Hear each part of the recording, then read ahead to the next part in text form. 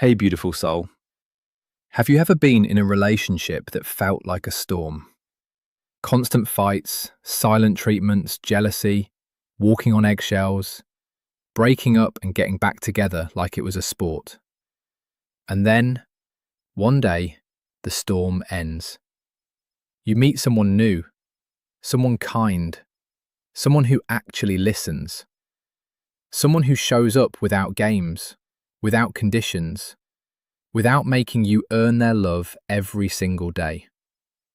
And instead of feeling safe, you feel bored, empty, restless, like something is missing. You catch yourself thinking, is this really love? Where's the spark? Where's the intensity? Why does this feel so flat? My friend, if any of that sounds like you, please know this. You are not broken.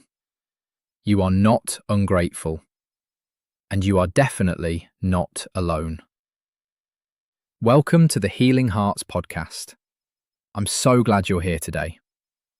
In this episode, we're talking about something that almost nobody discusses openly. Why healthy, calm, drama-free love can feel boring, uncomfortable, and even wrong to people who grew up in or stayed too long in toxic and dramatic relationships. We're going to unpack the real reason behind this feeling. We're going to talk about the science, the heartbreak, the hidden addiction to chaos, and most importantly, how to finally fall in love with the peace you've always deserved. So if you're on this healing journey, if you're tired of the roller coaster, if you're scared that calm love will never feel exciting enough, stay with me till the end. This conversation might just change the way you see love forever. All right, let's begin. You see, when you've lived in toxicity for a long time, your nervous system gets trained like a soldier in a war zone. It learns to stay alert. It learns that love comes with pain. It learns that the only way to feel alive in a relationship is through intensity. The big fights, the dramatic makeups, the constant uncertainty. That uncertainty actually creates a chemical reaction in your brain. Every time they ignore your message, your heart races. Every time they come back with, "I'm sorry, baby, I love you," you get a massive dopamine hit. It's the same rush you get from gambling or scrolling endlessly on your phone. Your brain starts to believe that this chaos is love. So when a healthy person enters your life, someone who texts back, who respects your boundaries, who doesn't create problems just to solve them, your brain looks around and says, "Wait, where's the threat? Where's the high? This doesn't feel like love. This feels boring." That's not you being difficult. That's your nervous system protecting you from what it thinks is danger. Because for years, peace felt unfamiliar, and unfamiliar felt unsafe. Let me ask you something deeply personal. When was the last time you felt truly calm in a relationship? Not just no fighting today, but actually safe in your body. Like you could breathe fully without wondering what mood they would be in when they came home. For so many of us who come from toxic dynamics, that kind of calm feels foreign, almost suspicious. We start looking for problems because the absence of problems feels wrong. We might even start little arguments just to feel that familiar rush again. Not because we want to hurt the other person, but because our body is craving the only version of love it has ever known. This is what I call trauma bonding withdrawal. You're not missing the person. You're missing the chemical roller coaster your body got addicted to. And when that roller coaster stops, the silence can feel deafening. I want to share a story with you. Let's call her Ayesha. Ayesha was in a relationship for 4 years that looked passionate from the outside. They fought in public, they blocked and unblocked each other constantly. He would disappear for days and then show up with flowers and tears. She would cry, forgive him, and the cycle would repeat. Her friends kept telling her it was toxic. Deep down, she knew it too. But every time she tried to leave, the pain of missing him felt worse than the pain of staying. Finally, after one particularly painful breakup, she decided enough was enough. She started therapy. She healed. She worked on her self-worth. 6 months later, she met Omar. Omar was everything her ex wasn't. He remembered small details. He asked how her day was and actually listened. He never raised his voice. He respected when she needed space. He planned calm, beautiful dates. Picnics, long walks, cooking together at home. At first, Ayesha felt relieved. But after 3 weeks, something strange started happening. She felt bored. She would sit across from Omar at dinner and feel her mind wandering. Why isn't my heart racing? Why don't I feel that butterflies in my stomach feeling? She started comparing him to her ex. At least with him I felt something, she thought. One night she picked a small fight over nothing, just to see if he would fight back. Omar didn't. He stayed calm, listened, and said, "I can see you're upset. Tell me what's really going on." That moment broke her. She realized she had been so used to love feeling like a battlefield that peace felt like rejection. She almost ended things with Omar because there was no spark. Thankfully, her therapist helped her see the truth. The spark she was missing wasn't love. It was anxiety. It was the constant fear and relief cycle she had mistaken for passion. Today, Ayesha and Omar have been together for 2 years. She tells me the most beautiful part isn't the big gestures. It's the quiet Tuesday evenings when they cook together, laugh about silly things, and go to bed without any drama. She says, "I finally understand that peace is not the absence of excitement. It's the presence of safety. And safety is the most exciting feeling in the world once you let yourself feel it." Stories like Ayesha's are everywhere. Maybe your story is similar. Maybe you've left a toxic relationship and now you're in something healthy, but a part of you keeps waiting for the other shoe to drop. You keep testing the person. You keep looking for red flags even when there aren't any. You feel guilty for not feeling more in love, even though this person treats you better than anyone ever has. That guilt, that restlessness, it's not because something is wrong with the relationship. It's because something is still healing inside of you. Let's talk about what healthy love actually looks like. Because I think many of us have a completely wrong picture in our heads. Healthy love is not boring. It's just quiet. It doesn't scream. It whispers. It doesn't create problems so it can solve them later. It prevents problems with respect and communication. It doesn't require you to sacrifice your peace, your friends, your dreams, or your self-respect just to keep the relationship alive. Instead, it gives you more energy to become the person you were always meant to be. In toxic relationships, you're constantly making painful sacrifices. You give up your time, your boundaries, your voice, your sleep, your mental health, all in the name of love. And every time you sacrifice a piece of yourself, you feel the relationship is working because you're suffering for it. In healthy love, the only sacrifice is sometimes choosing kindness over being right, sometimes choosing to listen instead of react. And even those small choices don't drain you. They actually fill you up because they're mutual. Do you see the difference? One version of love asks you to shrink. The other version of love gives you space to grow. That's why it can feel unfamiliar. Your identity became tied to the struggle. You became the person who loves hard even when it hurts. You became the fixer, the one who stays no matter what, the one who turns chaos into connection. When that role is no longer needed, you might feel lost. Who am I if I'm not fighting for love? Who am I if love doesn't require me to bleed for it?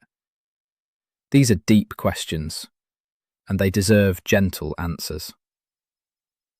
I want to give you some signs that you might be used to toxic love more than you realise. Be honest with yourself as I read these. 1.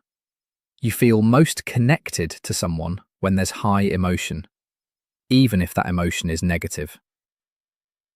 2. Calm, consistent behavior from a partner makes you suspicious or bored. 3. You've caught yourself creating drama or testing your partner just to feel something. 4. You miss the intensity of past toxic relationships, even though they hurt you. 5.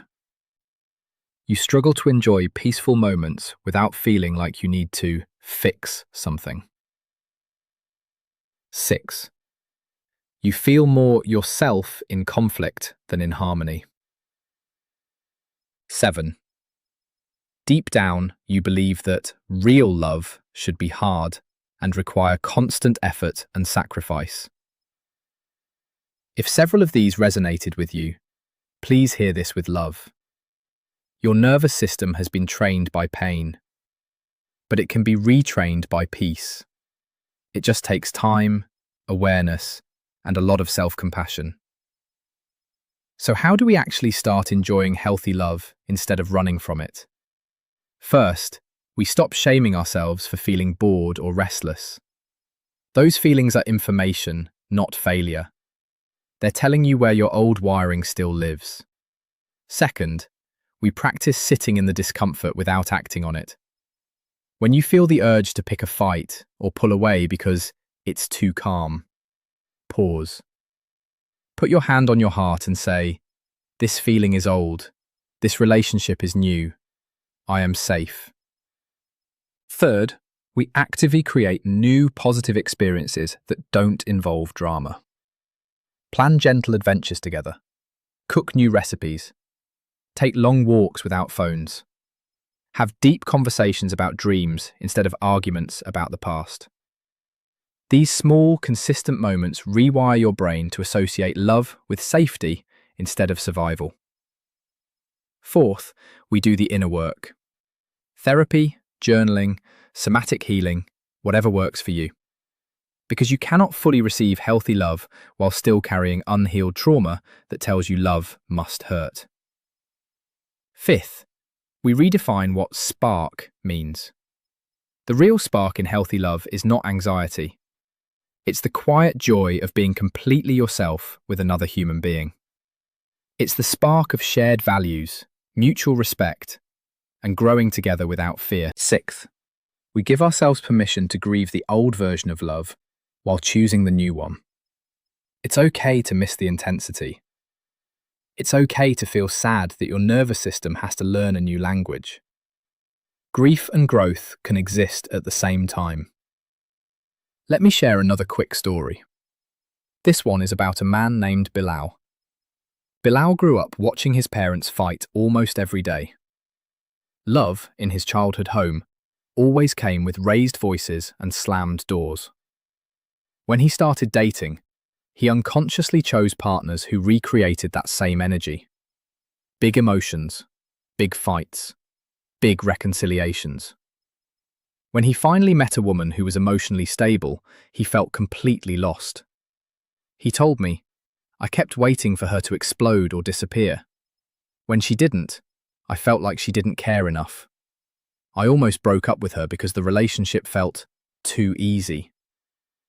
Through therapy, he realized something powerful. Easy love is not lesser love. Easy love is mature love. It's two people who have done their healing work and now get to enjoy each other instead of fixing each other. Today, Bilal says the most romantic thing his partner does is make him tea every morning without being asked. No drama, no conditions, just quiet, consistent care. And that, he says, feels more loving than any grand gesture ever did. My friend, I want you to really hear this part. The love that is calm, kind, drama-free, and non-toxic is not boring. It is healing. It is revolutionary. It is what your nervous system has been begging for underneath all the chaos. You are simply not used to it yet. And that's okay. You don't have to feel excited about it on day one.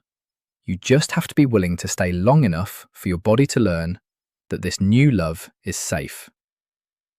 that you don't have to earn it through suffering, that you are allowed to receive without constantly giving pieces of yourself away. The most beautiful part? Once your nervous system catches up, healthy love stops feeling boring and starts feeling like the most exciting thing you've ever experienced. Because for the first time, you get to be fully yourself inside of it. You get to rest. You get to dream. You get to grow. You get to laugh without fear. You get to love without losing yourself. That is not boring. That is freedom. If you're in a healthy relationship right now and it feels too calm, I want you to try something this week. Instead of looking for what's missing, start looking for what's present. Notice the way they respect your no. Notice how you don't have to explain yourself 10 times. Notice the peace in your body when you're with them. Notice that you're not crying every other night. Write these things down. Read them when the old wiring tries to convince you that something is wrong. And if you're single right now, still healing from toxic love, please know this. The right person will not feel boring once you've done the work to recognize what real love feels like. Your job right now is not to find them. It's to become someone who can receive them without self-sabotage. Before we end, I want to leave you with a gentle truth. You are allowed to want peace. You are allowed to choose love that doesn't hurt. You are allowed to take time to get used to calm. You are allowed to grieve the old chaos while still choosing something better. The love you're learning to accept didn't ask you to make painful sacrifices every day. It simply asks you to show up as you are. And that is more than enough. If this episode touched your heart, I want you to do 3 things right now. 1. Like this video and subscribe to the channel so you never miss an episode that helps you heal. 2. Comment below and tell me, have you ever felt that healthy love felt boring? What did you do about it? Your story might help someone else feel less alone. 3. Share this video with one person who needs to hear that peace is not boring, it's healing. You are not behind, you are not too damaged. You are simply in the process of rewiring your heart for the love you were always meant to have. Thank you for spending this time with me today. I'm sending you so much love and strength on your journey from drama to depth, from survival to safety, from chaos to calm. Until next time, take care of that beautiful heart of yours.